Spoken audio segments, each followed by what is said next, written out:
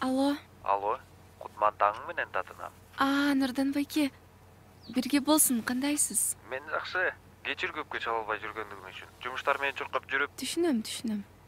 Жайкы каникулдун эң алгачкы күнүн өткөрүүгө кандай пландар бар?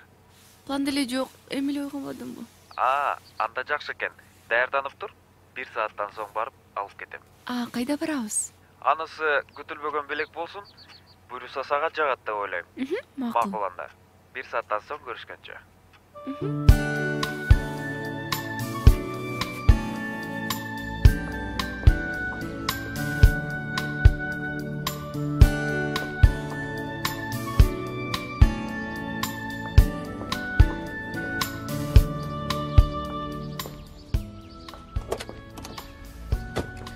Жайкы сессияны ийгиликтүү тапшырышың менен. Рахмат. Азамат.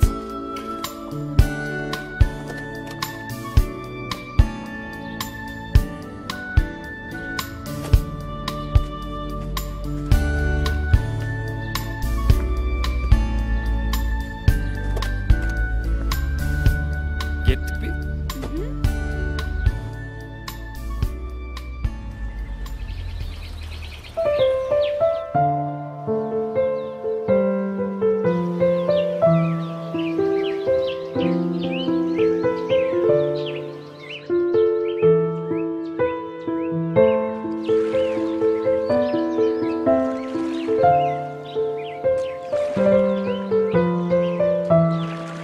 Күтүлбөгөн белегиңиз аябай сонун жер экен.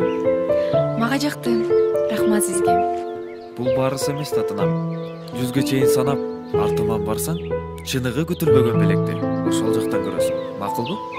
Макул. Сөзсүз 100ге чейин бирок. Макул.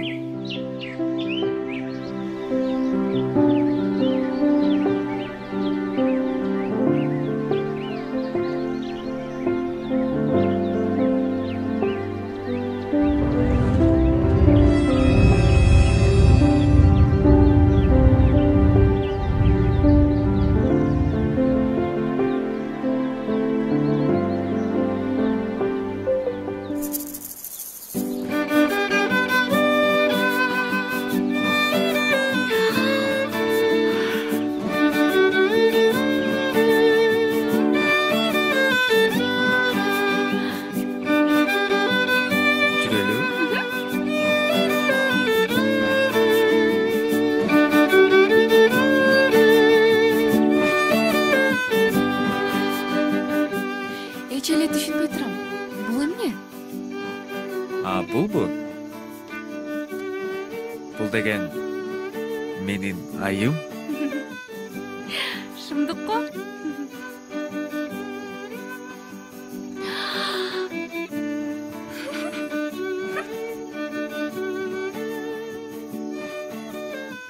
Бул дүйнөдөгү эң өзгөчө жаралган керемет мен үчүн бир гана сенсиң. Менин сага болгон сүйүүмдүн алдында булар эч кандай мааниге ээ эмес. Сураныч, түбөлүктүү асыл жарым болуп мага турмушка чык. Буйруса, бул тандоом үчүн эч качан өкүнбөйсүң деп сөз беремин.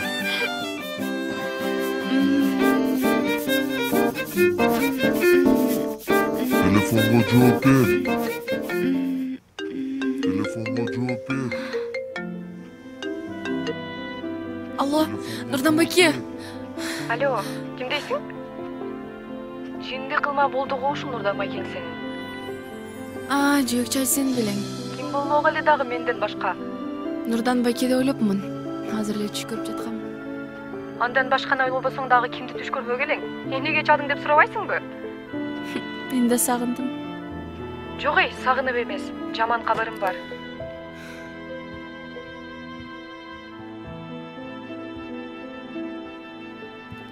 Турдуңбу, Жожо? Эртерээк жуунуп, мага жардам бере койчу, жетишпей жатам.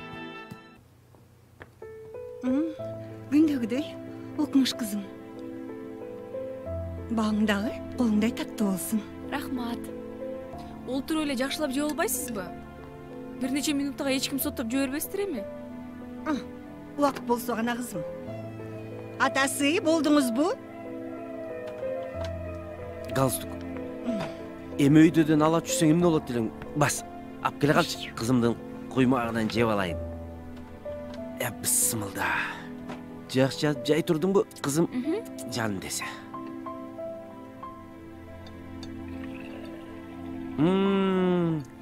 Эң сон болуптур. Аш болсун. Колуңдарды көрбөсүң, кызым. Рахмат. Мен ашпозчу кызым го.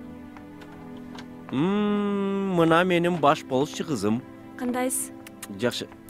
Мени куткарып калдың, Ажар. Каникулум башталды, мынча көп уктасам кантем деп. 2 бутум 1 бутума тыгылып аткан. Өтүккө.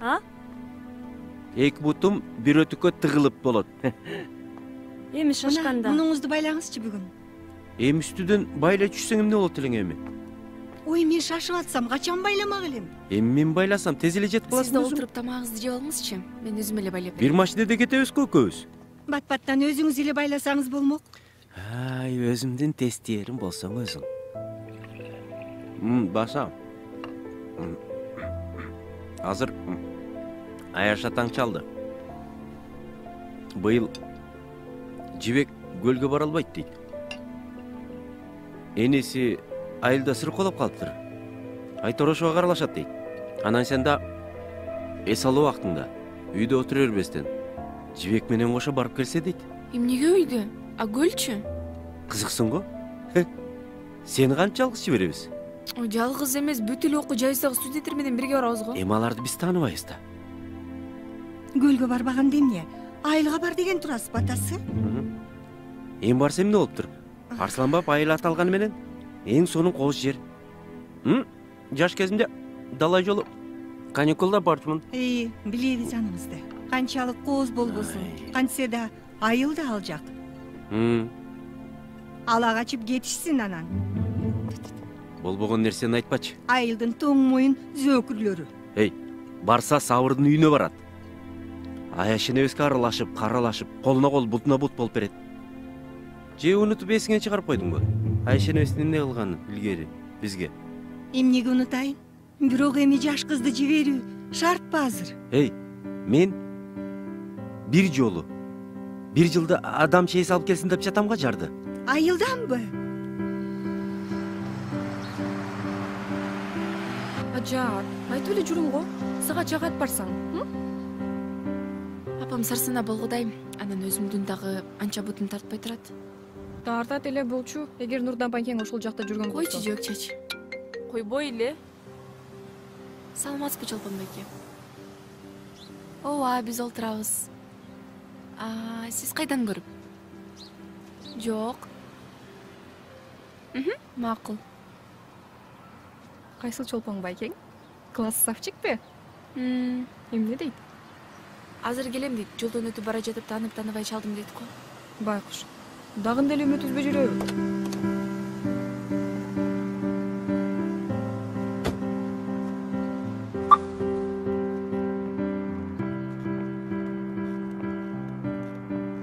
Жакы салуу күнүңөрдүн башталышы менен келдим. Рахмат. Экзамендерди ийгиликтүү тапшырып алганыңар менен кут. Рахмат байке. Рахмат байке. Келиңиз отуруңуз.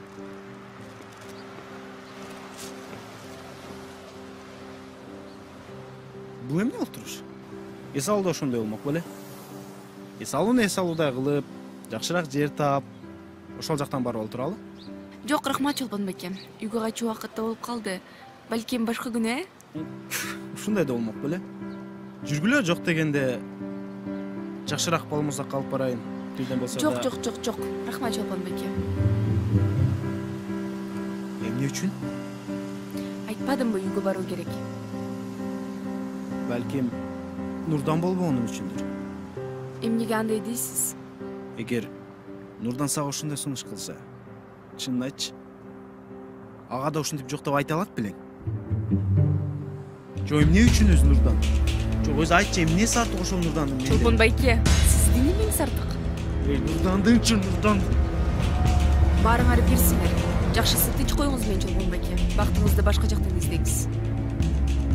Гүлдү алып кет, жок дегенде. Макул, гүлүңүздү алайын. Бирок муну башка мааниде түшүнбөңүз. Мен сизди байке катары сыйлайм. Нурдан экөөңү тааныштырганым өкүнөм. Буйрук болсо, башка жактан деле таанышмакпыз.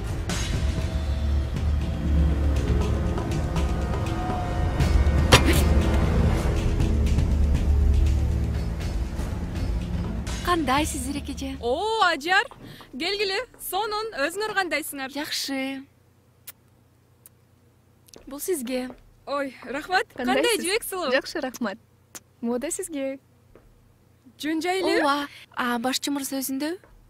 Албетте. Азыр түшүк тамактан келген болчу. Анда биз кирип чыгалы. Албетте, өзү да бош болуш керек. Анда жакшы экен, жүр.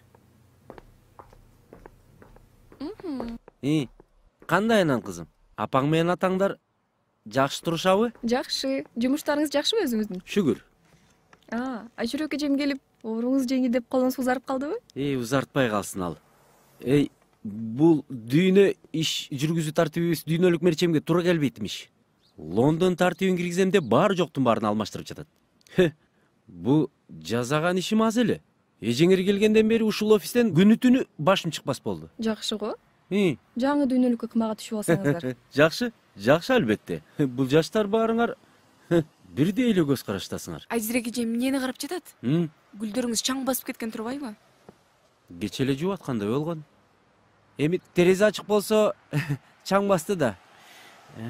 Жибек кызым кандай анан? Экзамендер бүтүп? Ооба, бүттү буюрса мунусу дагы. Жакшы. Бул жылы каникулда айылга баратсың. Айшенемди жакшылап кара. Карысы бардын ырысы бар дегендей. Бул өтө сооптуу чоң иш. Ооба, барып караймын. Анан Ажар да чогуу барса жакшы болмок. Ооба. Эртең менен мен да айткан болчумун барып кел. Сиз айтыңызчы, атам менен көп барчу экенсиз го айылга. Сонун жер, Эң сонун. Мага да жакчу. Анда неге барбай калдыңыздар ал жака? Кол тийсечи кызым. Анын үстүндө азыр атаң менен апаңдар дагы бул жакта болуп калышпады.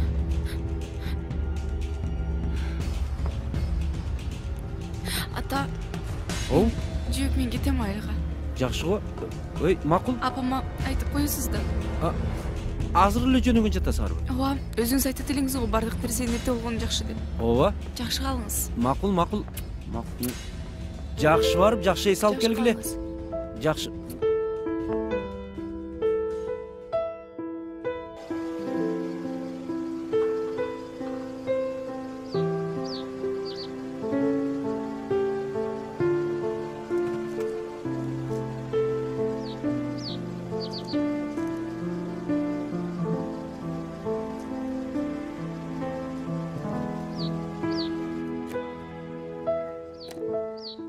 Жол канчалык кор болбосун.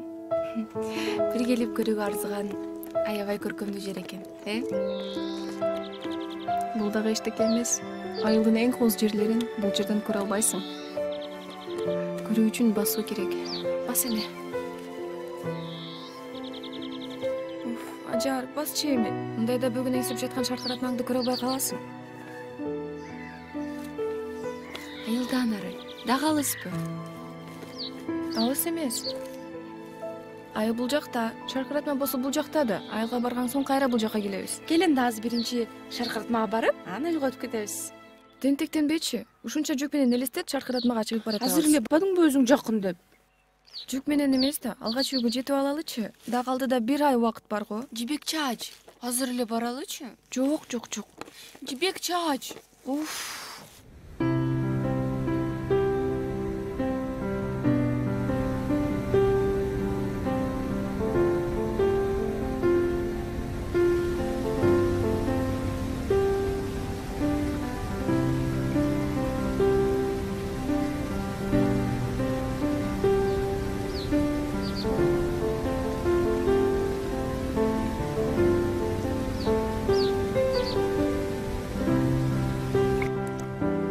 Чүчү. Жынды кыз.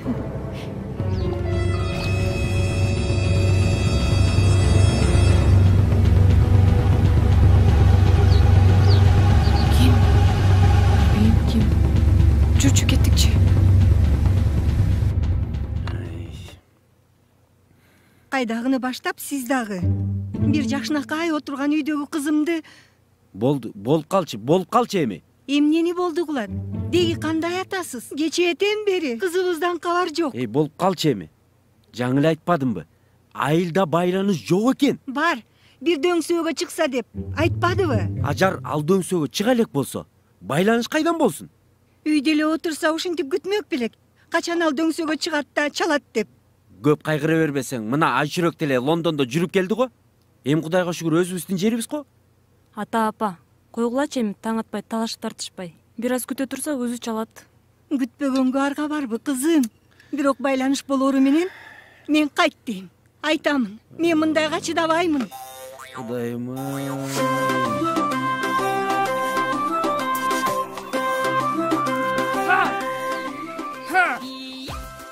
Адашпадыңарбы кыздар? Ой, жакшы болсоңуз, Кенже эже. Не? Кечирип коюңуз, Кенже аке. Не? Кенже аке дедим. Карындашым жакшынамы куш келипсиз аксыга, кадамыңыз куттуу болуп калса экен аксыда. Окшоп акем бакшыгаңай сүйлөйсүз кооптуга, кадамымды калтыргыдай не бар мага аксыда. Панар болуп бактына жар болосуз жакшыга, өзү мактаганы өрттүгүңүз жактыда.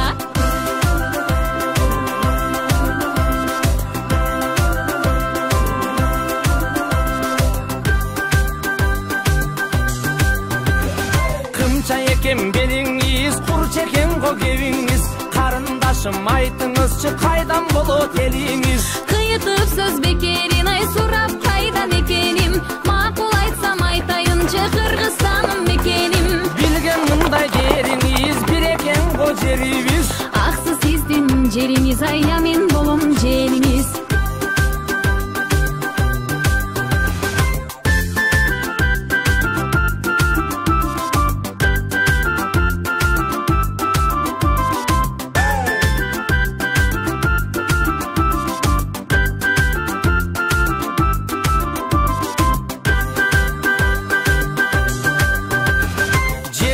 Тымызым жаркыраган жылдызым, жакын келген турбайбы жакшынакай жен кызым. Жылдыз деле эмес мен ай жакын.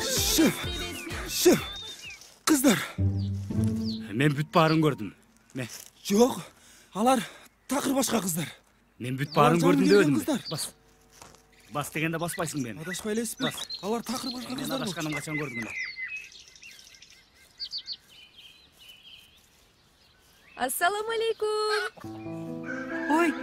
Ой, балекетиң далайын. Энеке байым, кандайсыз? Кара көзүм менин, садаган кетип калайын. Боюңду өсүп чоң кыз болуп, соңго чоң боюңдан айланып кетейин десем. Энеке байым, өзүмдүн амансызбы? Ананчы, менин эмне болмок эле балам? Саламатсызбы? Саламат, айланайын, келе кой. Жакшысыңбы?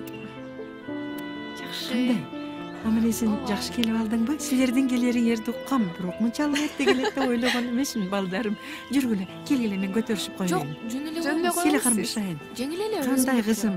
Ата-энең тынчпы? Ооба, сизге салам айтышты. Жакшы. Таштан! Таштан! О, чык балам, кыздар келди. Келдиби? Апа, жүктөрүн көтөрүп киргиз. Келет деп. Айтат. Өзүм эле көтөрүп киргизем. Бу Айгүл эмес го бул. Неге алдадың мени? Бу Айгүл эмес. Айгүл жалгыз жаңа дүйнөгө келет болчу. Мен аны ошол жерден күтмөкмүн. Ал деле дубана десе. Бул эми ушундай айланайындар. Буга көңүл бөлбөгүлө. Жүргүлө айланып кетейин дерим. Жүргүлө. Жүрүңүздөр. Киргиле Айгүл. Муну атам берип жиберди. Чай кошуп ичкенди жакшы көрөт эле деп. Рахмат. Жаш кезинде да ар келген сайын ушинтип көтөрүнүп алчу чоң атадай болуп. Мен ыраазымын балам. Силер эчтеке албай келсеңер деле. Силерди көрүүнүн өзү эле мен үчүн чоң каниет болуп калбадыбы? О, Сурманы. Сурманы. Ким болду? Отура бериңиз, өзүм карап келем. Балам, сен чайдан ичип турчу. Мен да карап келейин. Ким болду экен? Келиңиздер. Саламатсыз. Биз келдик, силер келгиле. Келдик, рахмат. Базар Орун райондук ички иштер бөлүмүнүн лейтенанты, Жаңгак Токой айылдык милиция кызматкери Кубаталы Жакпалиев болом. Жакшы. Кириңиздер үйгө. Жок, рахмат. Биз кызмат. Рахмат. Энеке бай. Ой, Кел Арыбаңыз, Куаталы. Сурмане. Келгиле. Саламатсызбы? Келиптирсиңер. Бу келген конокторуңузду тааныйсызбы өзү? Ой, тааныбагандакчы. Бул менин неберем, Жибек Чашта. Небереңиз болгондо Сабырдын кызы. Сабырдын кызы. Жанында келген кызчы. Жанында келген кыз Сабырдын досу бар эле го, билесиңби? Ошонун кызы. Шорпосунун шорпосу дебейсизби? Паспорту же күбөлүктөрү бар бекен неберелериңиздин? Ай, Куаталы, сен эмне болуп калгансың я? Жылкы теппей, жылаан чакпай эле. Кызматчылык Сурмане. Паспортторун көрүп коюу бул биздин милдет. Койчу айланайын болбогон сөзүңдү жаш кыздардын жүрөгүн түшүрбөй. Бул эмне деген жакшылык? Азыр ар бир адам коопту. Билсеңиз, четтен жаңгак токойго келгендер мыйзамсыз аңылоо менен, алар кап тамырларды алуу үчүн жаңгак дарактарыбызды кыюу менен айлыбызга зыян келтириши мүмкүн. Куаталы, булар билсең менин акыбалымды билгени келишиптир. Өзүң ойлоп көрсөң, ушулар аңылоого жарайбы? Я. Ажар, сен да паспортуңду алып чыкчы. Милиция келиптир. Кандай? Эмне үчүн айлык төлөп атат деп ойлойсуз өкмөт биз? Эмне үчүн? Биз кызмат бурчубузду аткарууга милдеттүүбүз. Мынакей. Жанагы кана шериң. Чакыр аны дагы. Ооба, чыгат азыр. Канча күнгө келдиңер? Жакы каникул аяктаганча. Демек, студент турбайсыңар. Студенттер айланайын. Саламатсызбы? Документ текшерүүдөн эч кимдин жүрөгү түшкөн эмес. Билсеңиз, бу баарыбыздын эле коопсуздугубуз үчүн мыйзамга киргизилген. Биз мыйзам үчүн, акыйкат үчүн эле кызмат кылып жүрөбүз, Сурмане. Акыйкат үчүн күрөшкөнүң үчүн сага ыраазымын, айланып кетейин. Азаматсың, сен да азаматсың, айланайын. Эми үйгө кирип чай ичип кеткиле. Жок. Жүргүлө. Кызматчылык деп атпайынбы, Сурмане? Мындан кийин силер менин көзөмөлүмдө болосуңар. Билбей калат деп ойлобогула. Мен баарын көрүп турам. Жибек досуң келип турган шаардан. Куаталы коргоочу сурак алып жатат. Бир болсо бир кылмыш кылып качып келген окшойт. Келжирөөчү. Келжиребейли, ишенбесең бар өзүң кара. Сур менен үйүндө. Опур-топур болуп атат.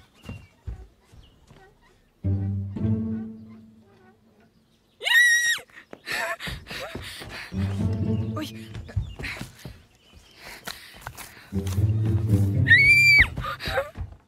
Эркек баладай болуп шым кийгениңерди койгула. Айыл жергесинде аныңарды эч ким түшүнө бербейт. Андан көрөкчө таптатынакай болуп, узун көйнөк кийип алгыла. Аз болсо мен тиг алмаканга айтып дагы тиктирип берем, айланайын. Кандай экен? Жараштырбайт экен? Болот экен, айланайын. Карачы боюң чыга түшүптүр. Таптатынакай жарашат экен, садаган болоюн десе. Ушинтип кийинип жүрсөң, балам, айланайын.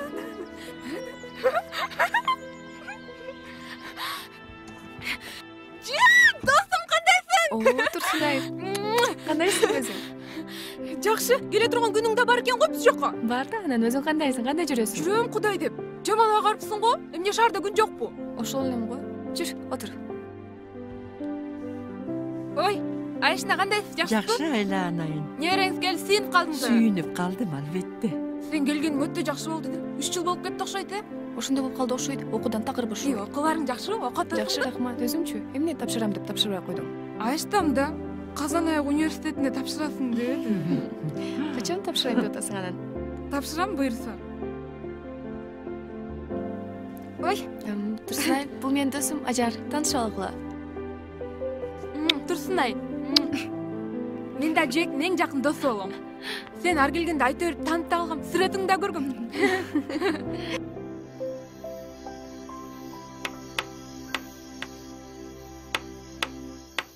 Жибегим мурда келгенде жаш эле. Азыр эми бойго жеттиңер силер. Баралыңарга келдиңер. Мен силерге тамак жасаганды үйрөтөйүн. Тандырга нан бышырганды үйрөтөм. Камыр? Ой, нан? Камырым ачып кетти, нан жабышым керек эле. Атам өлтүрөт. Силерге алаксып жатып, унутуп калса керек байкушум. Ооба. Ошентип унутуп калган окшойт го. Тек отундарды очого таштап берип койчу. Апа? Бүгін да келбеді Айгүл. Автобустан geç қалғанға, Автобусқа кечиіп қалғанда, балам. Келет айланайын, келет.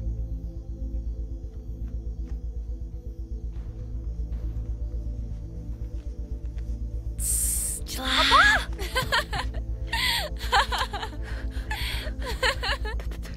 Жинді болдың бу не? Жүрөгүңдө бар экен го. Ушуга да ушунча болдуңбу? Эми айыл жери болуп терезе ачык турса, бир нерсе кирип алды деп ойлободумбу? Эмне? Ушундай учурларда болобу? Кандай учурлар? Терезеден жылан кирип, түшөгүңө кирип кеткен. Болбогондочу, бул жер айылда.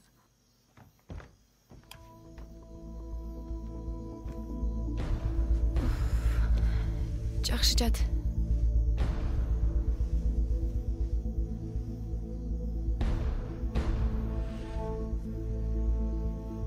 Ушул жери жакпады. А башкасы жактыбы? Ооба. Айлана терел кооздугу, абасынын тазалыгы, салкындыгы, адамдардын жөнөкөйлүгү, баяоолугу, айылдагы жым-жыртык, өзгөчө шаркыратма жакты. Эртең менен көзүмдү ачсам, дагы ошол жерде болуп калсам, Кел эртең менен дагы шаркыратмага барып келебиз. Жибек, жакшы эс ал. Төнөнбөй бил болсун. Турчу. Жибек чайчу, турчу. Турчу эми. Жакшы эле эс алдың. Кече менден эрте уктагансың. Таксиде да жыргап уктап келгенсиң. Турчу эми, жибек чайчу, турчу.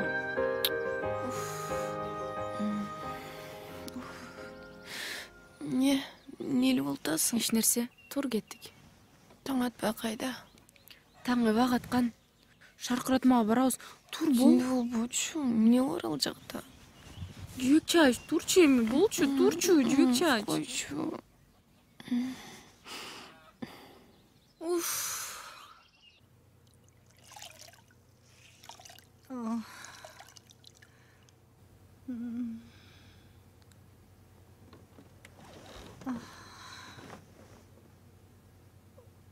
Апа, балким ооруканага баратырсыз. Өзүңүз врач болсоңуз. Ден соолукка кайдыгер караган болбойт го? Жок, кызым, жок. Жакшы элемин. Келиңиз анда, могу дарыдан ичиңиз жок дегенде. Дарыны көргүм жок. Апаң дагы адаттагы концертин коюп жатат. Азыр Турат дагы жумушуна барат. Сен да даярдан, кечигебиз. Ата, сиз бара бериңиз, бир аз туруп өзүм жетип алам. Болуптур. Менин кызымды дагы бериңизчи, атасы. Обу жоктонбочу. Жакшыны болсоң, тур. Жумушуңа кечигесиң эми. Эмнеге ойлонбойсуз? Аяш энебиздин оорукчан Таштанды бакма баласы бар эмес беле? Айгер бою жеткен кызыбызга тийишип. Болбогон кепти сүйлөбөчү ай. Бакма болсо эмне болуптур? Эм кантсе да Аяш энебиздин колунан тарбия көрдү да. Өзүң деле көрдүң элең го. А деп оозун ачса, жүрөгү көрүнгөн бала. Бала кыял болсо эмне болуптур? Көп сөз көбөйтпөй, жумушуңа кечигесиң, тур.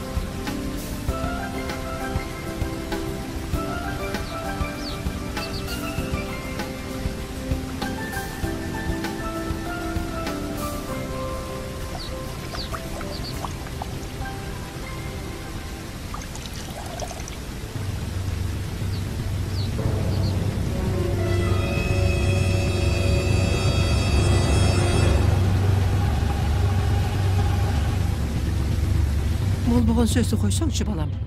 Өзү бул айылга биринчи жолу келген болсо, ана мына эреки токойдун ичинде адашып кетсе эмне болот дие? Мен баардып айтпады, мени өзү барам деп жаткан. Эми кант? Eşsiz dese. Ah, taştan. O taştan. Taştan balam. Aylanıp keteyin, bol tez. Bir yaka çıkçı. Karındaşın joldu bilbeyt. Bul tokoyda adaşıp geçişi mümkün. Şarkılatma jaka barıp aldından tozup gelçi kağılıp keteyin balam. Ayla anayın. Men barbayım aljakka. Emnege barbaysın botom? Men aljakka düşte baram. Hazır Aygül'dü kütkeni aram ben. Acarçı. Acar adaşıp geçeyim ne unut balam? Men Acar'da süymeyim. Men Aygül'de süyem. Men hazır barmasam al daha gelme koyut. Al dili süybey kalgır desay. Кабатыр болбоң, сен мен өзүм барып келем. Ошончу балам, ошон тогойчу. Бул токойдо жаш адам эмес, чоң кишилердин канчасы адашып кеткен. Кандайсыңар? Жакшы кызым, келе кой. Келдим. Жүр чогуу барып келеличи. Ошон тогой. Экөөңөр барып келе калгылычы. Шаркыратмага. Ажыр эртең менен ушул жака кеткен болчу. Анан ал келип турго. Каяка келиптир? Ким келиптир? Үйгө? Тигине музоо менен ойноп атат. Келип турго. Ай, жүрөгүмдү чиширди го. Ара жакшы эми. Басыңыз. Эмне жоголуп кетти дедиңер беле?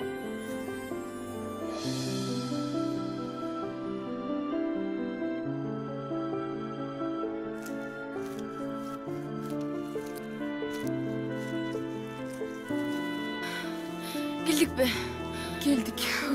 Ушул биздин МГДБ. Чыкпады го эч нерсе. Бул жерден чыкпасак тигил жакка барсаң ошол жерден чыгат. Мына меники да чыкты.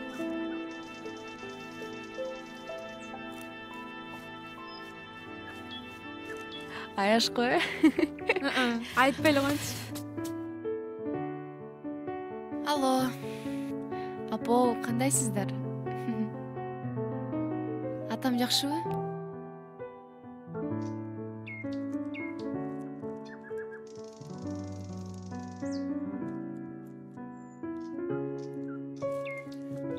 Таштан Баатыр. Отурасыңбы чарчабай? Отургандан да адам чарчамак беле. Кубатал ака.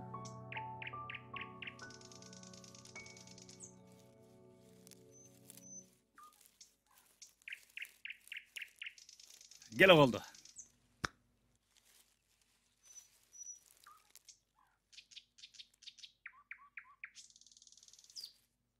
Дагы деле Айгүлүңдү күтүп отурасыңбы? Башка кимди күтмөй келем ана бул жерден. Байкуш.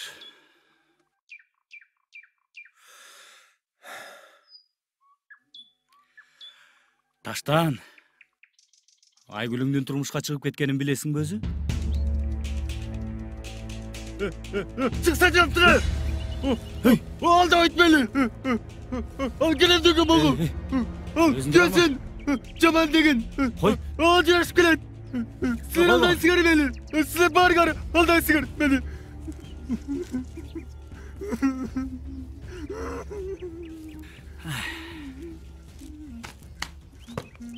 Ай, бул адам болбойт го.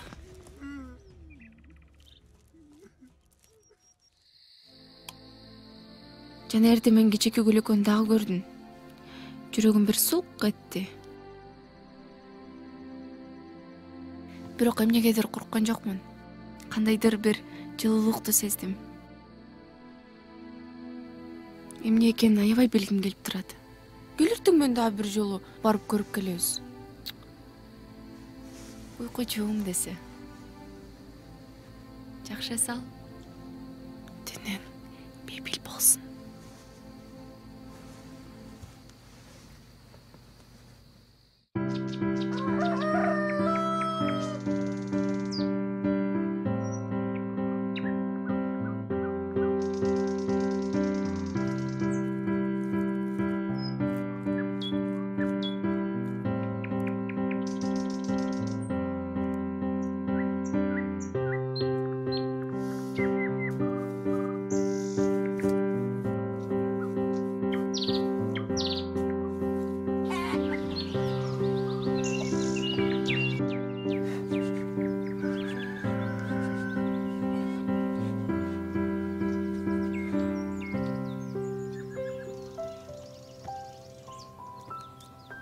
Жан эле гүлүм туруп жүрбөдү беле? Сарай жакта атаңдын атын растай бер деген. Жөн эле коюп аптырсың. Кыз балага ат токут. Токой эле жүрбөйбү. Студентиң кайда жүрөт? Көрүнбөйт го бүгүн дагы. Ашыгып жүрөт чамасы.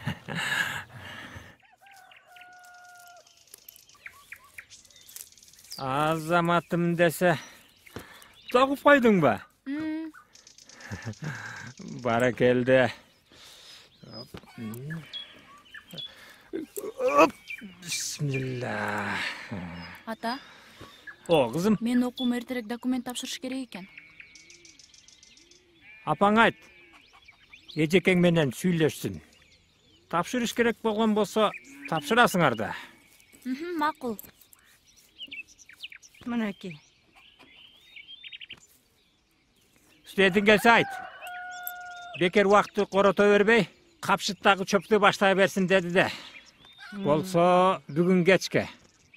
Болбосо Акзону аралап, эртең кайтабыз буйруса. О, коңкошум десе, турдуңбу? Коңко эмесмин. Ана. Жолуңуз болсун. Макул, жакшы тургула.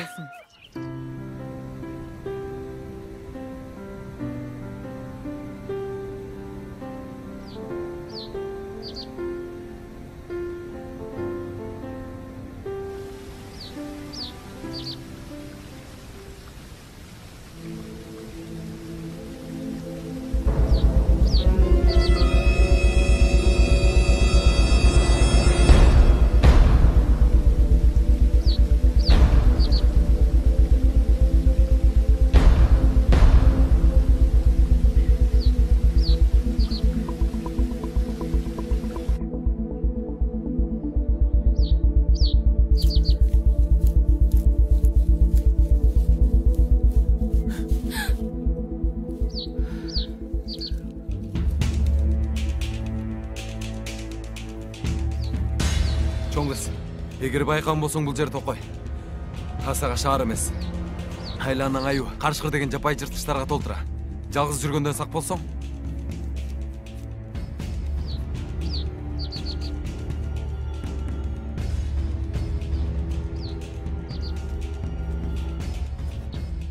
Макул апа. Сиз сарсанда болбоңуз. Макул. Болуптур макул. Анан ушунча жерге чыгып, СМС күтүп олтурбай, жөн эле жолугуп сүйлөшө берсеңер болбойбу? Уятта дос, элдер көрүп калсам не дейт анан? Эмне демек эле? Тиги Акбардын кызы Мусанын баласы менен болуп кеттир деп сөз кылып чыксын анан. Келдиби СМС? Жок, бүгүн жазбаптыр го. Тиги Теске жакта оюн издеп жүрөт дешти эле, таппаган окшойт.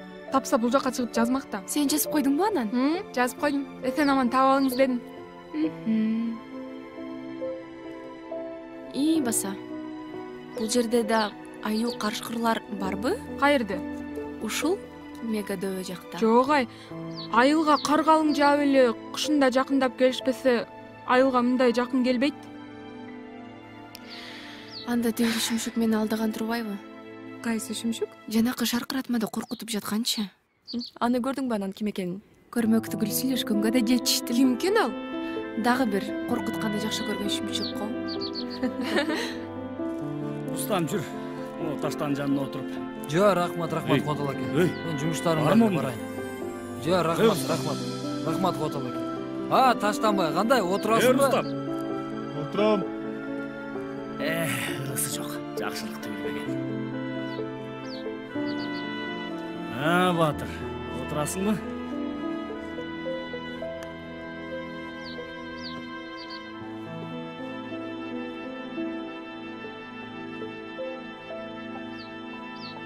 Ушу Көкбет дегенден экиле адамды көрдүм. Бүтүндөй өмүрүмдө. Алардын бири сенсиң. Экинчиси болсо мына мен өзүм. Көкбет деп айтпасаңыз, мен сизге не кылдым? Сен мага эч нерсе кыла албайсың. Сен өзүңө кыласың. Ушу жаңгактын түбүндө канча жылдан бери отурасың? Ушул Айгүлүңдү күтүп. Мынау турган алмабак көчөт болчу. Айгүл турмушка чыкканда. 2008 жылы турмушка чыккан болсо, 8 жылдан бері отырат екенсің. Жайды жай деп едің, қышты қыш деп едің. Ертең менен келіп, кечке ушул жердесің. Куаталы ке. Сіз күттігіз әлі анчалық. Мен азыр деле күтүп келем. Быйыл 26 жыл болот экен. Кимди? Көтөрүлүүнү.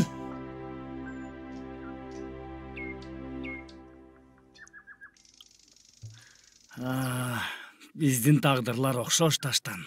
Сени да алдап кетишкен. Мени да алдай беришет. Келиним. Мен ушул тосту экөөбүздүн каалоолорубуз орундалыш үчүн алгым келет. Сенин күткөнүң да, менин күткөнүм да орундалсын. Келиним. Чөйчөгүң жок болсо да колуңду тийгизип койбойсуң го. Кел.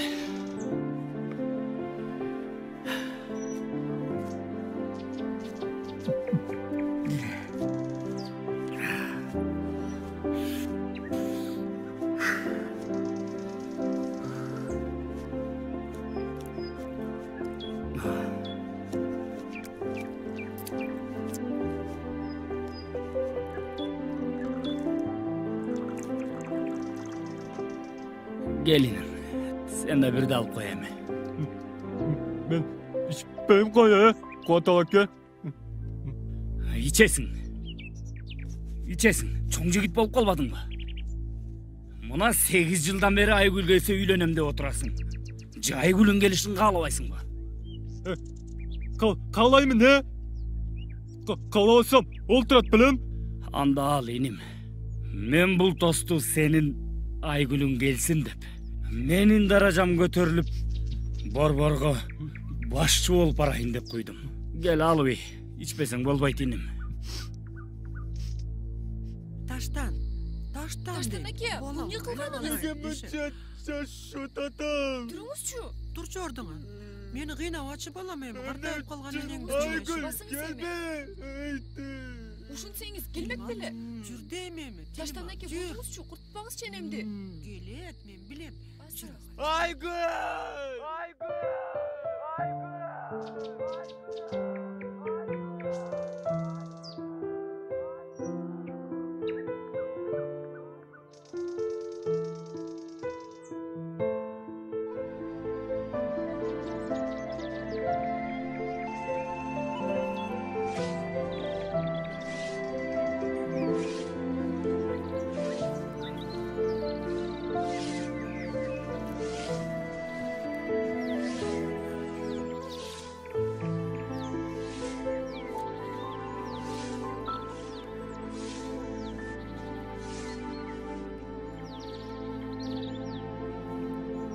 Арыбаңыз. Gel. Жашыңызды билбейт экенмин. Сен десемби же сиз десемби? Анда айырмасы жок. Колуңда курал эмне деп аталат? Не? Чалгыбы. Кандай? Муну чалгы дейби? Эмне болду эле? Жок ушул, чалгы менен аю каршкыларды да чабып салганга болобу? Эмнеге андай сүйлөп атасың? Жөн жай эле. Бул жер деген токой болсо, айлана тегеректе аю, карышкыр деген айбанаттар болсо. Эгер аларды чаба алса, мен дагы бир чалгы алып алсамбы дегем да. Кимсиң билбедим, бирок ким болсоң дагы шаардан келгениң көрүнүп турат. Мен ал сөздөрдү жай гана сенин коопсуздугуң үчүн айткам. Охо, ошондойбу. Байкашымча бул жерде сенден башка кооптуу эч нерсе жок окшойт го. Бул эмне дегениң? 3 күн бою шаркыратмада коркутууга аракет кылдың. Анан көрүнүп калган соң, аю менин каршкырды ойлоп таптың. Сен эмне деп жатканыңды түшүнбөдүм го. Бирок мен күн сайын ошол жактан көрүп жатсаң, анда мен сен үчүн барган эмесмин ал жака. Мен сени кечээ эле көрдүм ал жерден. Мурдагы күнүчү? Айтпадымбы мен сен үчүн барган эмесмин деп. Анда эмнеге бардың эле? Мурдагы күнү, андан бир күн мурда. Мен күн сайын эле барып турам ал жака. Эмнеге? Сен андай нерселерди түшүнбөйсүң. Байыркы заман. Төрттөн тоголокточубуз, монтип. Ушинтип элеби? 4 курт батчу эле. Батпай анан жаштык да. Ай Таштан эке, кайда жөнөдүңүз кеч келгенде? Мега дөбөгө. Эмне бүгүн айт олуп калыптырбы? Унутуп кала жазган турбайм, бүгүн оюн болот да. Бүгүн айталган күн да. Бүгүн ырдайбыз. Мен да ырдаймын. Эмне, биз барбай калабызбы? Баралыбы? Жок. Барсаңар барып келгиле.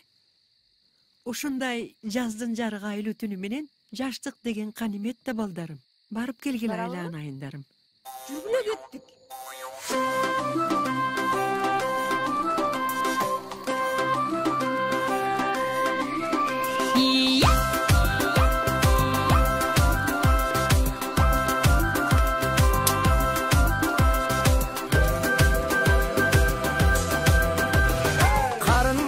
Жакшынамы куш келипсиз аксыга, кадамыңыз куттуу болуп калса экен аксыда.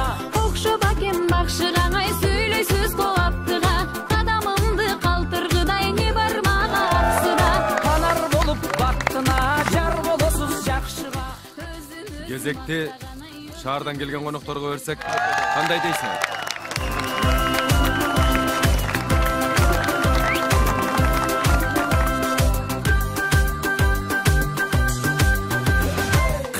Экен белиңиз, курч экен го кебиңиз. Карындашым айтыңызчы, кайдан болот элиңиз? Кыйытып сөз бекерин, ай сурап кайдан экеним? Макул айтсам айтайынчы, Кыргызстаным мекеним.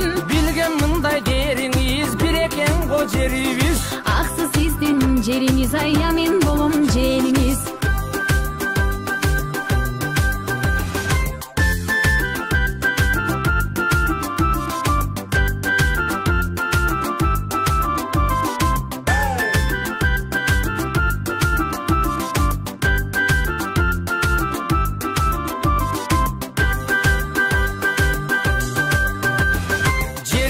Тымызым жаркыраган жылдызым, жакын келген турбайбы жакшынакай жен кызым. Жылдыз деле эмесмин, ай жакын эмес дебесмин. Жабышпаңыз сиз үчүн, мен жөн гана бир элесмин. Колго түшкөн коёңдуңа кое берген оңобу.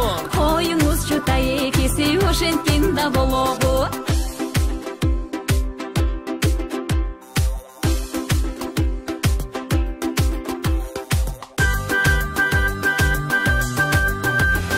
Сыпалыкты сактаган, сөз төркүнүн барктаган, адеп берген апа кеңиз, эжем экен жакшы адам. Байкуш жүрүп белимдей, ай барсам балчу келиндей. Тай жеңем да жакшы экен, ай сизди баккан желимдей. Канар болуп бактыңа, келин болчу жакшыга. Ой тайеке, сен себебей болсоңузчу жакшына.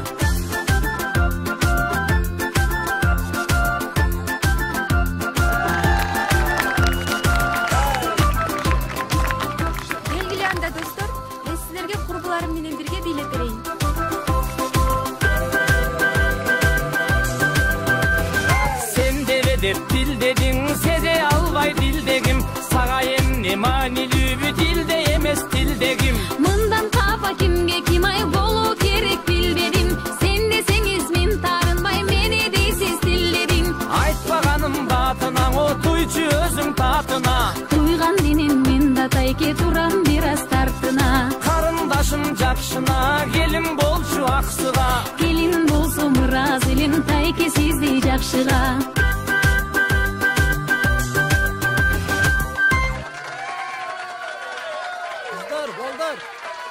Ырдап бийлегенден да тажасаңар керек.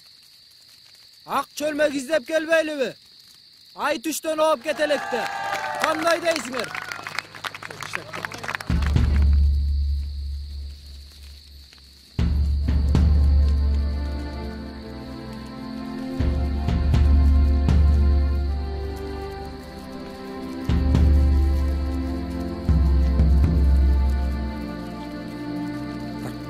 Келчүөмүздө ден соолук болсун. Бикеш жалгыз калган го.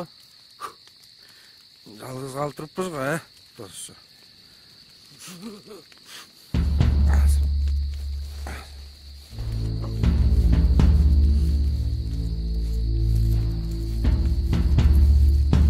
Чоңгыз, биз да акча өлмөк издеп келбейлиби?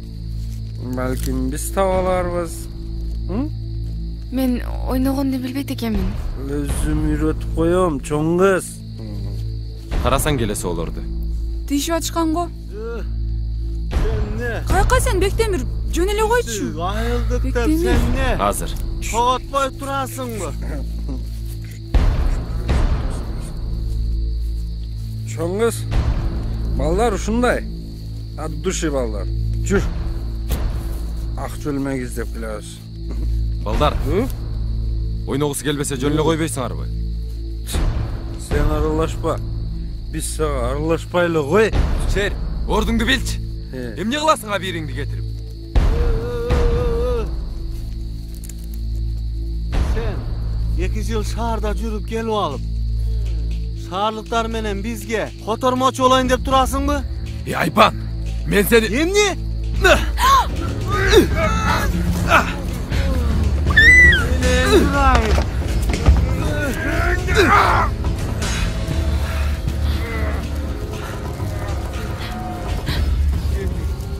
Özündagi, kançırındagi öldüm deyver.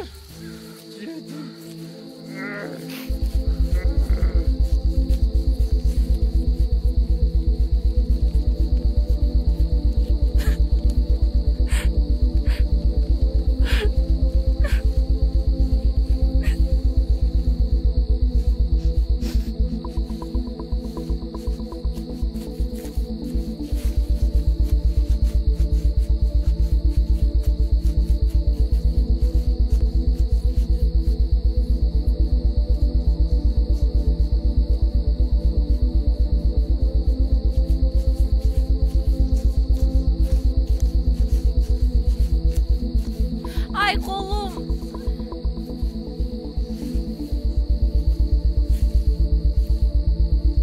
Emne gereği var hele. Emne olsun abla sen ayıldaşların. Erten geç adamмын мен. Эгер мындай болушунга алабасаң, айылдагы тынч жашоонун бузгуң келбесе, анда эртең эмес бүгүн кет. Кеттим. Бирок сени сурабайм. Кет.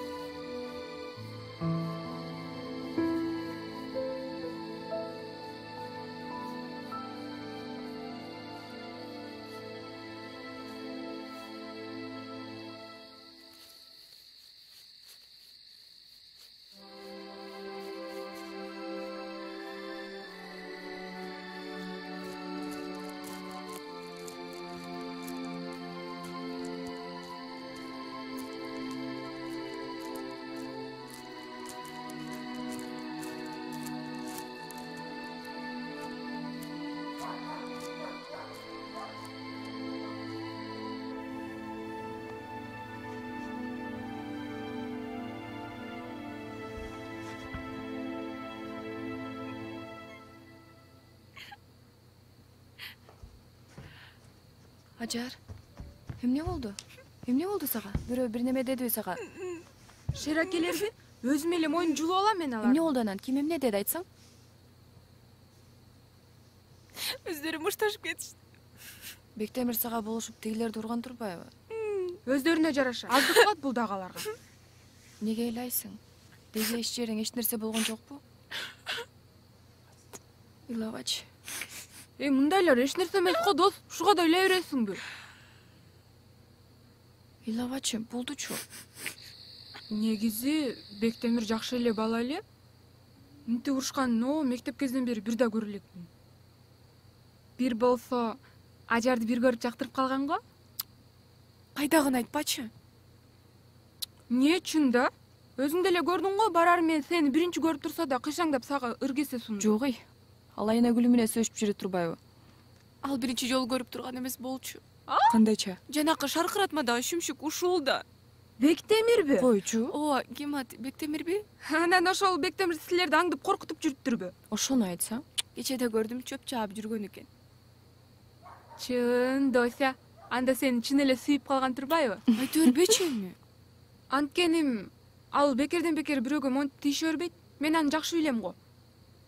Жакшы болсо сүйлөшкөн кызы бар туруп, көрүнгөн кыздын артына жүрмөк беле. Чын. Азыр да көрдүң го?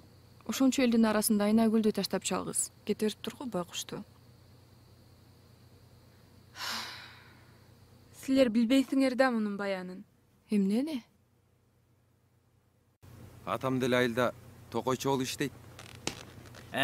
Токойчу да ата жолун жолдойн деген турбайсыңбы? Буйрса. Үй барбы бул жакта, же квартирада эле турасыңбы? Бул жакта жатаканада эле турабыз. Машиначы? Машина деле жок эле. Анда кайсы абалыңа достошуп жүрөсүң кызым менен? Мен билбеген экем. Эмнени? Бирөөнүн кызына үйлөнүү аркылуу бутка туруп алууну көздөп жүрөсүңбү? Жок. Мен бул жерге үйлөнөйүн деп келген жокмун. Анан эмне деп келдиң? Кызымды сурабасаң, машинамды сурап келдиңби? Же айылдагы токойчу атаң менен апаңа шаардагы үй керек болуп жатабы? Үйүмдү бошотуп бер деп келдиңби? Ата! Кир ары көзүмө көрүнбөй. Кир ары. Бирден сөз тыңшабай. Кир калмасаң. Аралашпа мен сүйлөшкөндө. Көрдүм сени тандап жетелеп келгениңди. Тукум курут болгонсуп тапкан экенсиң кайдаганы. Мен жөнүндө эмне деп айтсаңыз айта бериңиз. Бирок атам менен апама эч качан тил тийгизбеңиз, суранам. Ары жок, намыстанып коет тим эле. Өзү билем кимди эмне деп сүйлөгөндү. Кызымдын тегерени экинчи көрбөйүн оролошконуңду. Балбасы өкүнүп каласың төрөлгөнүңө. Кабатыр албаңыз. Эми жалынсаңыз да көрбөйсүз менин кызыңыздын жанын. Эмне?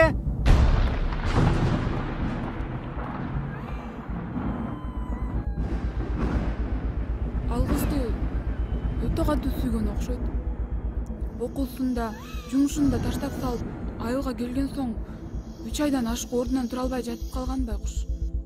Ошондо Айнагүл дос катары эле жанында жүрүп, 1 жылдан кийин жигитим болот деп чыкты. Кыз жигит экенин Айнагүлдүн өзү айткан эле болбосо, чын жа калп экени деле белгисиз.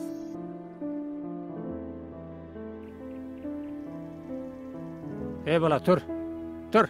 Тиги Самырда досун көчөдө чакырып жатат. Келсе кире өлбөйбү? Кирбейм дейт. Чай койдуңбу? Макул, аз чыгам.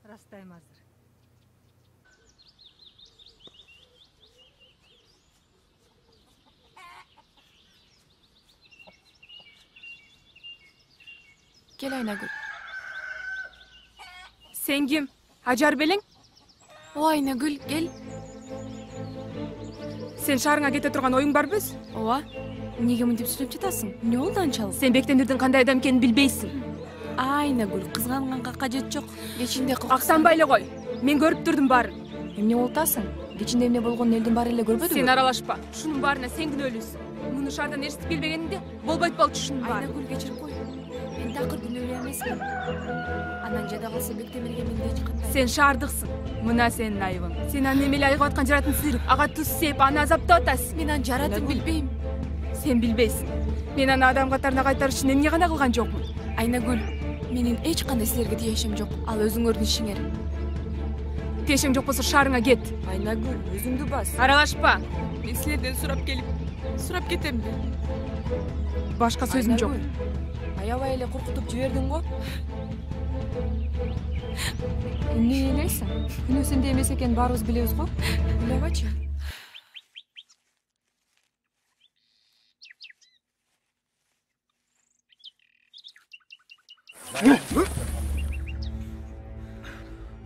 Жынды болуп калдың бе? Не болса? Кыстеке. Ушундай ит белең. Жөндүрүп сүйлөчү. Ит экенсиң. Ой, өлтүрдү. Мушташып жатышат, ой, карабайсызбы, өлтүрдү го. Айнагүлгө болгон сүйүүмө сен үчүн досум болгон үчүн кечпедимби? Мен аны сенден сураган эмесмин. Мушташып жатышабы? Мушташып атышпайбы, чыкпайсызбы? Отур бул жака кел жеребей. Отыр сен дагы. Кантип отурам, баламды сабап атышса өлтүргөн атышпайбы. Өлбөйт. Өлтүрө албайт. Экөө бири-бирин. Экөө эркекче сүйлөшүп алышсын. Чоңайып калган балага болушпайт. Энеси болушчактын баласы ыйлак детип аны. Сени деп, досум болгону үчүн кечкем. Бир келип кетүү шарты курчакты деп. Ошол челдин алдында аны шермендей кылдың. Кечир. Ушундай болуп калды.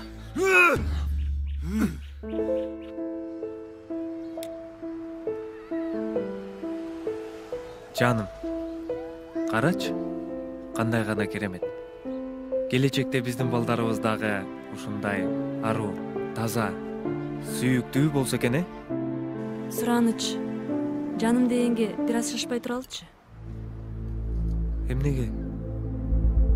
Эмне үчүн? Муну менен эмне? Кечир, сен менен туура эмес түшүнүп алдым. Андай эмес. Болгону ата-энелерибиз баталарын беришип баш кошмоюнча, андай сөздөргө бир аз эртерээк деп ойлоймун. Албетте. Албетте. Демек, ата-энелерибиз ыраазы болушса эле, сен дагы ыраазы турбайсыңбы? Ананчы. Атам апамдын макулдугу бул менин макулдугум. Анда мен ата-энемди камын кыла дейин. Бүгүн кечинде силердикине баралы. Бүгүн элеби? Эмне мынча шашылып? Жакшылыктардын эрте болгону жакшы эмеспи? Азыр ажарда айылда болчу да. Ансыз кандай болор экен? Сонун болот. Анын келишине күтүлбөгөн белек болот.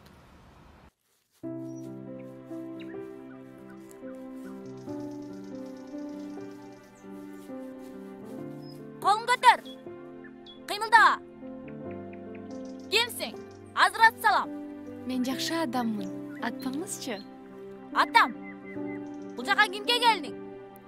Бектемир кече ушул жерде чөп жаап жаткан. Бектемир акеме келдиңизби?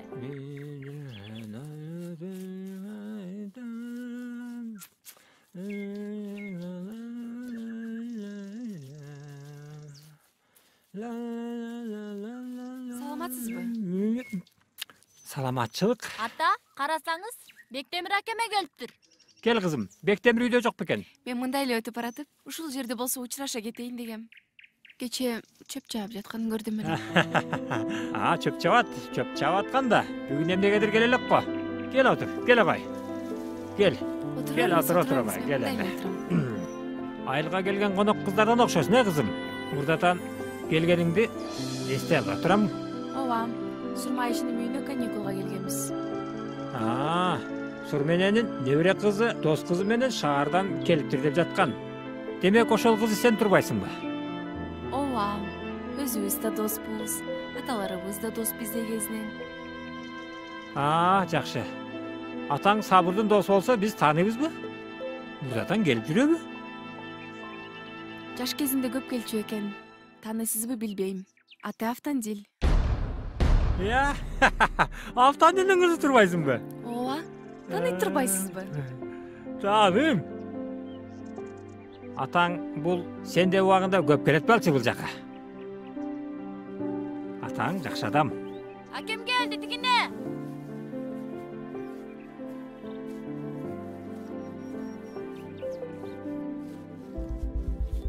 Келдиңби балам?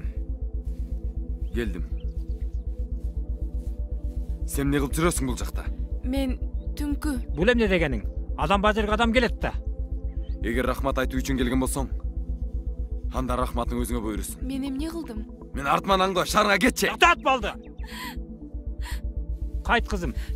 О кызым.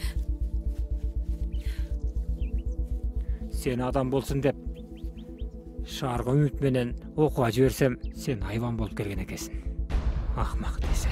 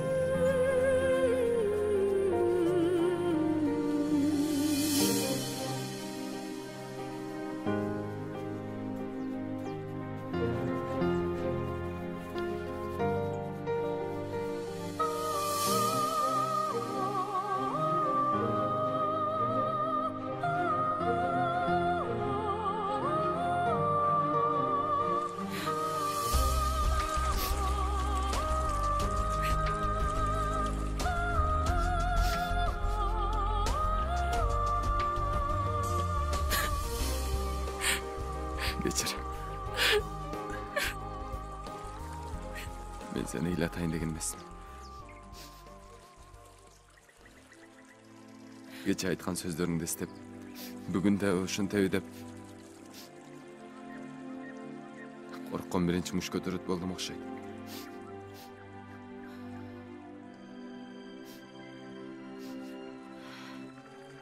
Билем. Сен бул жерден айдаганга кел. Жигит деп айтканга эч кандай акым жок. Эмне үчүн? Мен эмне жамандык кылдым силердин айлыңарга келип? Барыңар эле шаарыңа кет дейсиңер. Менин күнөөм эмнеде?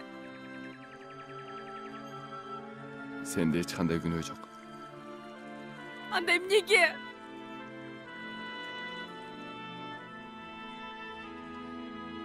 Кечир бүт бар үчүн.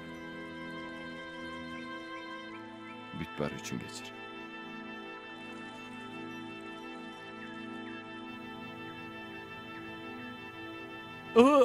Уксаңар ошо? Бу силердин кызыңардын колун менин уулума сурап келдик эле. Экөөнү баш коштуруп, силер менен куда сөөк бололу деп келип калдык алдыңарга. Кандай дейсиңер? Кандай болор экен?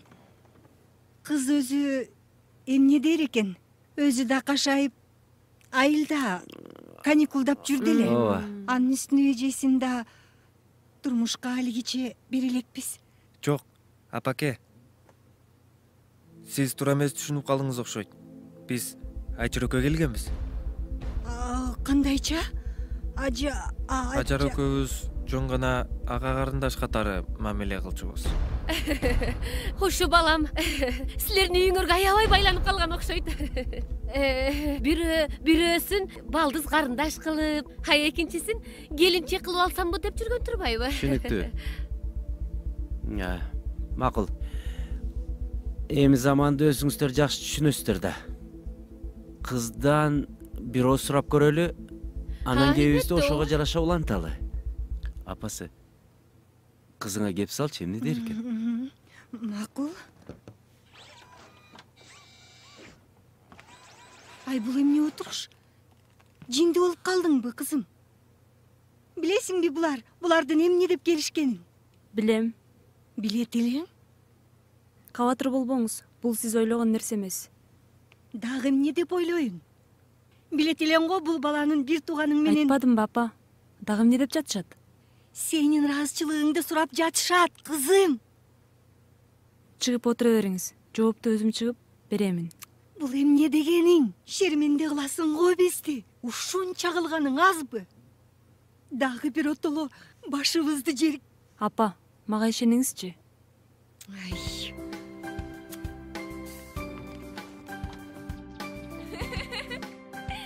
Айтпадымбы, баары бир ишенбейсиң деп. Ай, сен өзүң ишенесиң бул сөзүңө?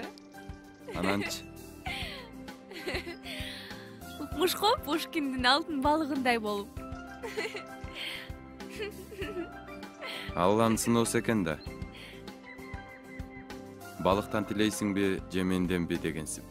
Албетте, биздин айлели мындайды жакшы түшүнөт. Анда ал балыкты кармаймын деп торжайган адам башка аялдан го, Жок, тилекке каршы ал кар өзгөй деле өзүбүздүн эле айылдан.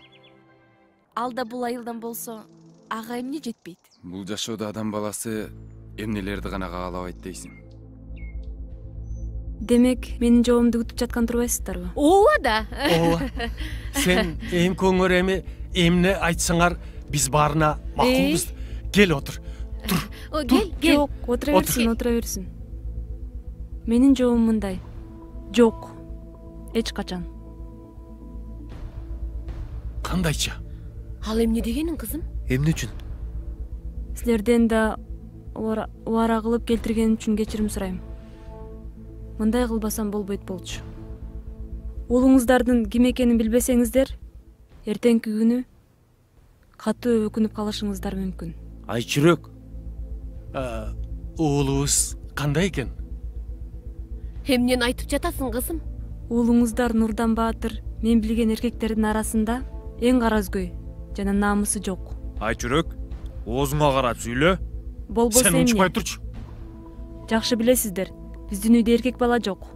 Нурдан Баатыр болсо, атама күйөө бала болуу аркылуу атамдын бизнесине ээлик кылууну көздөйт. Бул доомат. Оозуңду жаап тур дедим мен сага. Сүйлө кызым. Сүйлө. Далилдеп беремин. Нурдан атамдын колунда иштеп баштаганда мен чет элде болчумун. Бул арам ою ошондо жаралып, ала дегенде сиңдим Ажардын башын айландырып баштаган. Башын айландырып, анын сүйүүсүнө да жете алган. Мына эми үйлөнүп, өз максатыма жетем деп турган кезде, мен кайра келип, Нурдан Баатырдын бардык пландарын бузуусуна себепкер болдум. Айрыкча эң негизги экөөнө. Биринчиден, мен турмушка чыкмайынча, бул сиңдим Ажарга үйлөнө албайт болчу. Анткени сиңдим мени өтө катуу сыйлайт. Экинчиден болсо, бул үйлөнгөн күндө да мен муну максатына жеткире койбойт элем. Анткени мен ушул жаатта билим алып келдим. Өзүн акылдуу сезген уулуңар максатына баары бир жетем деп бел байлаган экен. Өз планын өзгөртүп, бир ок менен эки тосукту бирдей алып таштоону көздөдү. Менин башымды айландырып бети жок. Уялбай келип мага сүйүүсүн билдирди. Нурдан, сен мен билген намысы жок адамдардын да эң жаманы сенсиң. Мен сага турмушка чыгууга ары турсун. Сендейлерди жек көрөм. Жылаан десе. Мен бүркүттүн баласын бапестеп таптап жүрөм десе.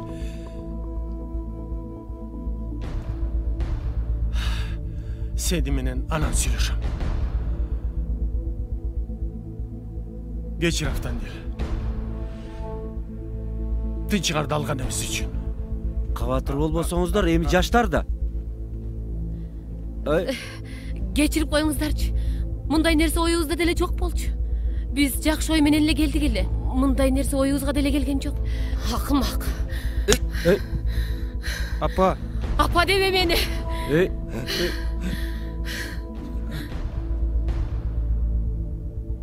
Күнү келип, жооп бересиң сен бүт баарына. Алгач биринчи сен бүтүп алчы. Айчүрөк.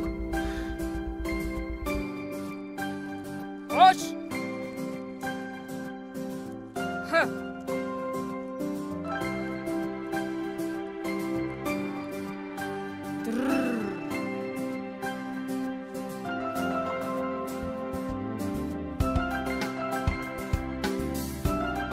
Кандайсың таштан?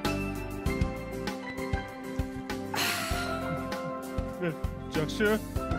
Өзүң кандай?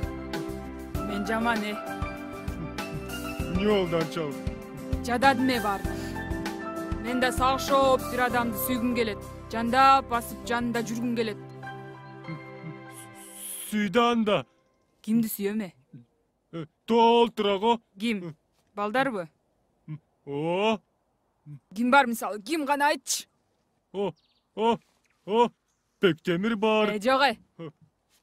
Анти шаардан келген кыз менен Айнагүл талашып, биринин этин бири жеп атсам, ага эмне бар алардын арасында кыпчылык? Шамырзачы. Ал Шамырза Айнагүл Бектемирге жетпей калгандан пайдаланып, Айнагүл менен жүрүп атат азыр. Шерде эле барго? Жок, ал алкашта. Аны мен уруп атып өлтүрүп коем 2 күндө. Айбекчи. Айбегиң ал мени көргөндө миңге коюп алып, качып айланып өтөт да. Кабылчы. Кабыл үйлөнгөн го. Үйлөнгөн. Алтын да болбойт, кызга окшош. Шакен да менден коркуп качат. Өзү былтыртан бери эле ыйлабай калды мени көргөндө. Эми айылда бир эле жан болот калат экен да. Бой узун, жакшынакай, мындай жигитке окшош да. Ал сенден кичинекей кой, Ооба деник. Бирок чоң болгондо деле мени карабайт болчу. Кенже. Сен деле жакшынакайсың го? Койчу? Чындаппы? Өзү ушу сен Айгүлдү сүйбөгөндө мен сага эле тийип алмак экенмин да. Чындаппы? Ооба да. Анан сен мага тийип алып эркекмин деп урбайсыңбы? Жок, мен деле кызмын. Сага тийсем мен деле мантип жүрмөкмүн. Чындаппы? Кайра эле чындаппы дей бересиң, бир жолу айтып койсоң. Чындаппы? Азыр дагы чындаппы десең урам. Мага үйлөнбөйм десең урам. Анан катынымсың деп урам десең дагы урам. Түшүндүңбү?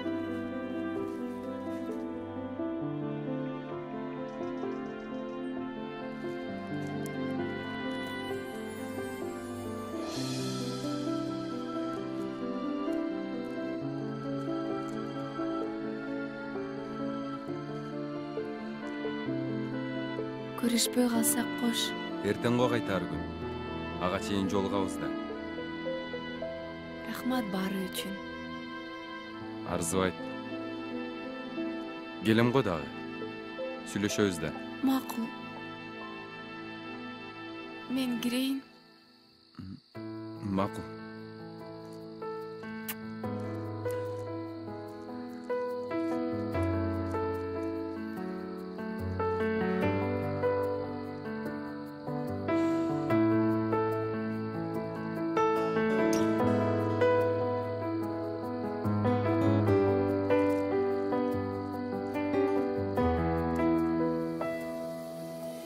Байкабай тагдырымды сөгүптүрмүн. Булугуп көз жашымды төгүптүрмүн. Билбестен сүйүм башка жан экенин. Бекерге кайгы мунга чөгүптүрмүн. Жылдарга алдангансып өтүптүрмүн. Жамгырга жалын болуп өчүптүрмүн. Жүзүнөн күн сүйбөгөн алсыз гүлдө жашынып көлөкөдө, жашынып көлөкөдө өсүптүрмүн. Жазмышта оңгайланып солдорубуз, жашоодо кайчылышып жолдорубуз. Жек көрүп кайрадан жактырышып, жаңы эле кармашканда колдорубуз. Зар болдум бир көрүүгө караныңды, зарыгам билбем кайда кабарыңды. Заманам курап сенсиз баратса да, зор добуйм билсең болду жагарыңды. Зар болдум бир көрүүгө караныңды, зарыгам билбем кайда кабарыңды. Заманам курап сенсиз баратса да, зор добуйм билсең болду, зор добуйм билсең болду жагарыңды.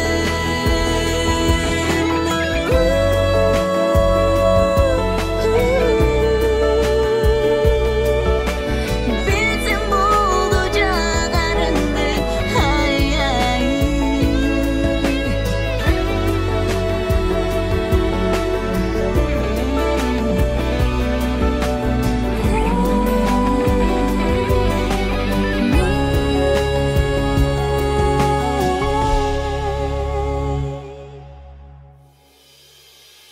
Ар убак сен жөнүндө ойлономун. Акарып элесиңен тогономун. Ал тургай түшүмөңдө сени көрүп, актаңдан сени сурап, актаңдан сени сурап, актаңдан сени сурап ойгономун.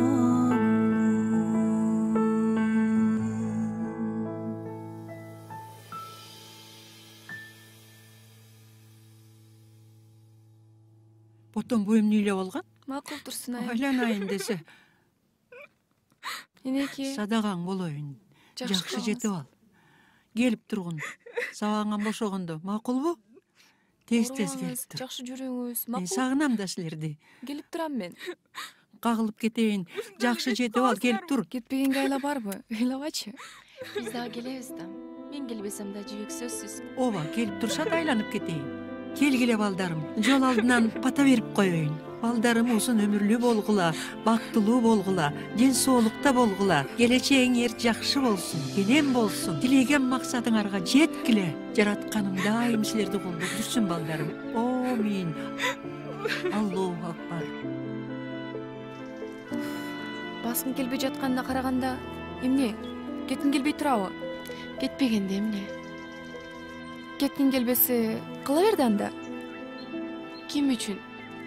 Же эмне үчүн? Бир ооз басып келип кал дегенге да жарабаса.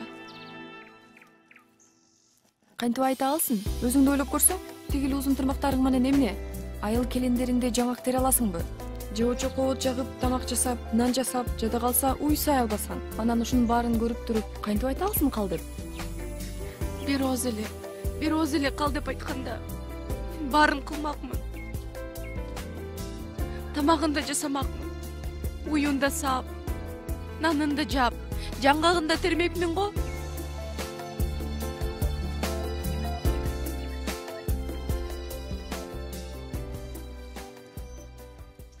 Жана жибек эжелер бар го? Досу менен шаардан келген. Ошолор кайра кетишиптир го? Эмнеге? Айыл түндө Айнагүл менен Ажар мушташып, чашташып, аябай шерменде болгон турбайбы? Анан неме? Ошого же башкагабы сур менен эшинем чакырды эле. Айтып кой берсиң, макул. Өзү ошону эле айтканы келдим эле. Макул. Мен кеттим.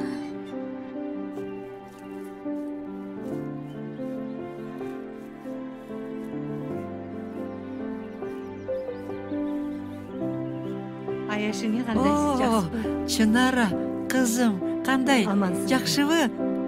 Кудайга шүгүр. Шүгүрчүлүк. Чакырыптырсыз. Келдим эле. Олтур. Отуруңуз өзүңүз дагы. Бисмилла. Кана, амин. Тынчылык, аманчылык болсун. Аллаху акбар. Небере кызыңыз келди деп уктум эле. Кубанып калдыңызбы келип? Ооба. Небере кызым келип кубанып, бүгүн кайра окууларына кетишти. Бүгүн кайттыбы? Ооба, кайра кайтышты. Бир жакын досу менен келген эле, бүгүн кайра кайтышты бала. Ошол анан мен дагы сени ошол маселе боюнча чакырдым эле. Эмне деп айтышты да билбей турам. Айта бериңиз, кандай болсо деле. Эмесе Кала албаймын, жеңе. Мен мында кала албаймын. Акылың менен болчу Садага. Таш түшкөн жеринде оор. Жок, жеңеке, түшүнүңүзчү. Бүгүн шаарга кетмекпиз. Атайын мени алып кетүүгө келет болчу. Башыңа түшсө байтал жорго дейт. Жазмышка айла барбы? Эми өзүңдү колго ала алтыным. Биздин мамыр бала деле жаман балдардан эмес. Өзүң жакшы билесиң да. Жок, билбеймин. Билгим да келбейт. Суранамын, ушул жерден кетүүгө жардам бериңизчи. Кала албаймын. Койгут болсун. Бул жерден чыгууга мага жардам. Айшене. Ал деле алдыңа кетейин, байкушум ай. Менин эле колуман келер иш болсочу. Жазмышыңда ушул да бар беле. Билесиз го мен кимди сүйөрүмдү. Билгеним менен эмне кыла алат дейсиң? Уулум сени менен курдаш. Сен үчүн Аяшене болсом дагы бул жерге кече эле келип түшкөн сага окшош бир келинмин. Менин сөзүмдү ким угат дейсиң? Авдан келдиби? Авдан өзү келдиби? Анын айырмасы жок. Түшкөн жериңден оор болуп, коңгон багынган бакыт тапканга аракет кыл.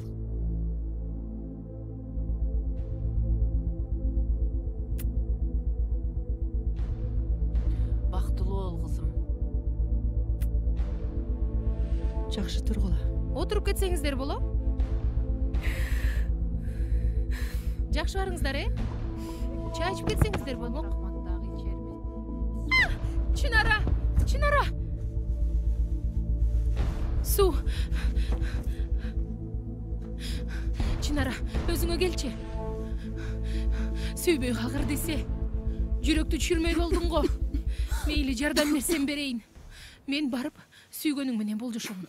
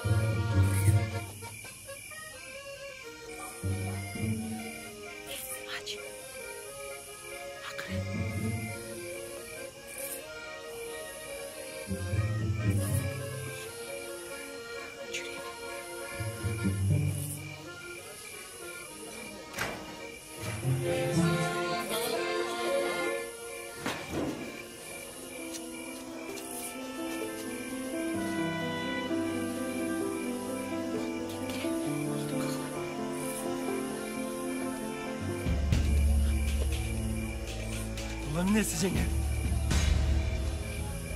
Сиз менен анан сүйлөшөм. Бала, түшүнсөңүзчү бул экөө. Көзүмө көрүнбөйт. Кандай түшүнсө болот? Мамыр эке, суранам. Кир үйгө. Кирбейт эми. Сени жигит катары баалап, эркекче таймашып жүрсүң. Бирөөнүн аялына көзүм айтып турганымды кандай түшүнөйүн? Бирөөнүн аялы боло элек. Айлиндики окула элек. Менин үйүмдө, менин көшөгөмдө олтурган. Мамыр эке, макул сиз мени каалайт. Бирок жалгыз гана суранычым, тийбеңизчи. Сенден эч ким сураган жок. Мамыр эке, жалгыз суранычым. Алчы үйгө. Колуңду дагы тийбейсиң. Мамыр эке, сураныч, сиз менен гана каламын. Тийбеңизчи. Кир дедим мен сени. Чынара, кайта дедим. Мен сени баары бул жерден алып кетем. Эч нерседен коркпо, Чынара. Чынара. Бас. Эр жигит жеңилинде эркекче мойындаш керек. Эр жигит кыздын жүрөгүн багындырыш керек. Ала качып албай. Бул таймаш эркекче болчу. Озуңган жеңмек. Сен эркекче жеңген жоксуң.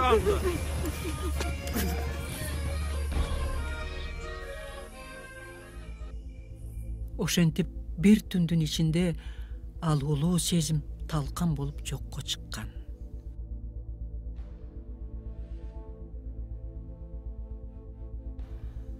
Улуу сезим, аруу махабат дегени кандан канга өтүп тукум кубалайбы билбейм.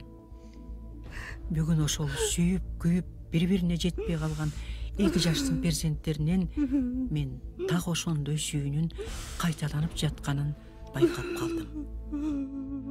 Ооба, ошол менин неберем менен келген кыз Автандилдин кызы. Сен өзүң ата-энеңдин тоскоолдугуна туруштук бере албай, мамырга турмушка чыгууга мажбур болдуң эле го балам. Эми болсо балдарыңардын бирге болуусуна эмне же ким тоскоол болуп жатканын түшүнбөй турам. Өзүң акылдуу жансың. Мамыр менен кеңешип көр. Биз үчүн эң негизгиси балдарыбыздын баксысы эмеспи?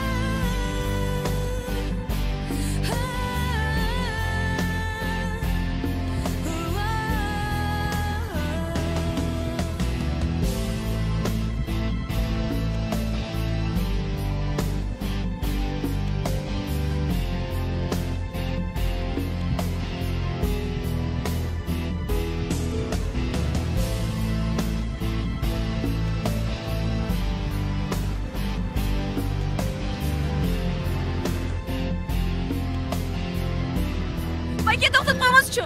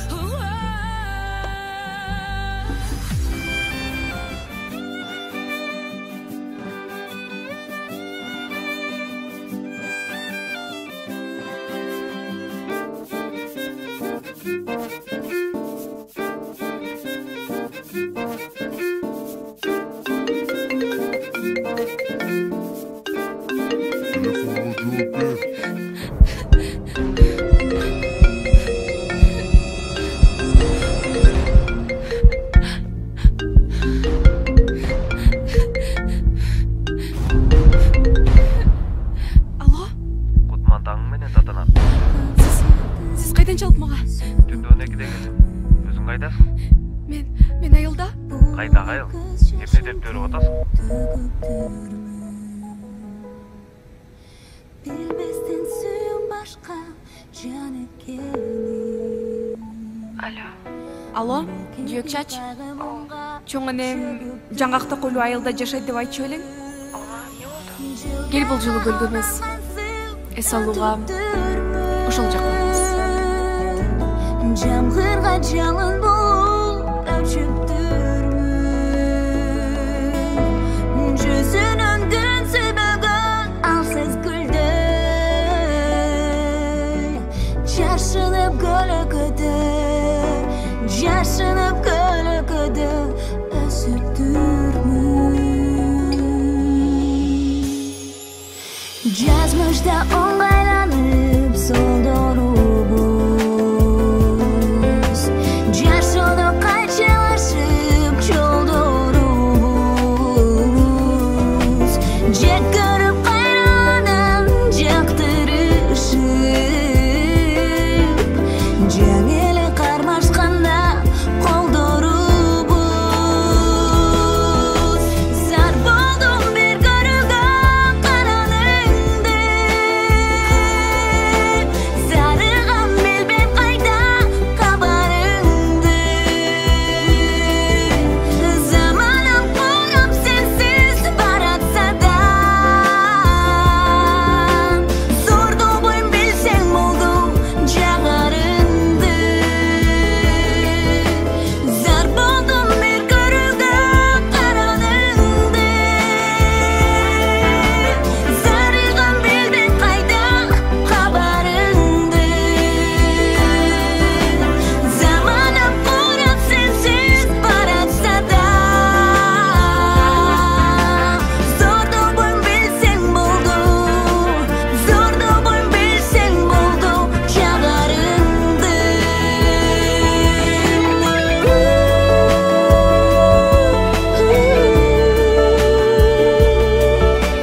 Билсең болду жагарыңды, ай-ай.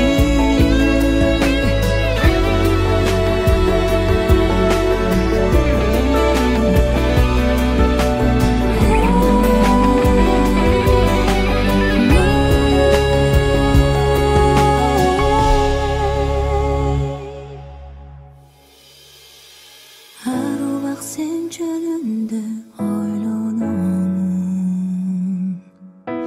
акырып эле сенен тогономун. Ал тургай түшүмөңдө сени көрүп, актаңдан сени сурап, актаңдан сени сурап.